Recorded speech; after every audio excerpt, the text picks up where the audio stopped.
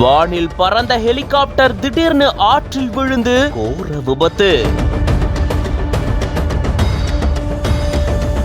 3 குழந்தைகள் உட்பட 6 பேர் சம்பவ இடத்திலேயே உயிரிழந்திருக்காங்க. பயங்கர சத்தத்தோட ஹெலிகாப்டர் கிராஷ் ஆன சம்பவம் நியூயார்க்கையே உலுக்கியிருக்கு. ஸ்பெயின் நாட்டை சேர்ந்த ஒரு குடும்பத்தினர் அமெரிக்கால இருக்கக்கூடிய நியூயார்க் நகரத்துல ஹெலிகாப்டர் பயணம் மேற்கொண்டிருந்திருக்காங்க.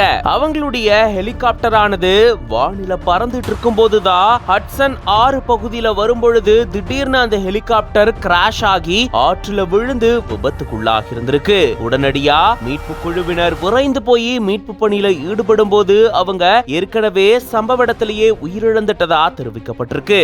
3 குழந்தைகள் உட்பட 6 பேர் உயிரிழந்ததாகவும் 5 பேர் ஒரே குடும்பத்தினர் அப்படின்னும் ஒருத்தர் ஹெலிகாப்டரை ஓட்டிட்டு வந்த பைலட் அப்படின்னும் சொல்லப்பட்டிருக்கு. இந்த சூழல தான் பயங்கர சத்தத்தோட ஹெலிகாப்டர் கிராஷ் ஆகி ஆற்றில விழக்கூடிய பதபதைக்க வைக்கக்கூடிய காட்சியும் வெளியாகி இருக்கு. நியூயார்க் மேன்ஹட்டான்ல மதியம் 2:59 மணிக்கு கிளம்பின இந்த ஹெலிகாப்டர் ஆனது மதியம் 3:17 மணி அளவுல விபத்துல சிக்கியிருந்திருக்கு. ஜார்ஜ் வாஷிங்டன் பாலத்திலிருந்து நியூ ஜெர்சி கடற்கரை பகுதியில திரும்ப முயற்சி செய்யும் போதுதான் ஹெலிகாப்டர் கட்டுப்பாட்டை இழந்து விபத்துக்குள்ளானதா கூறப்படுது.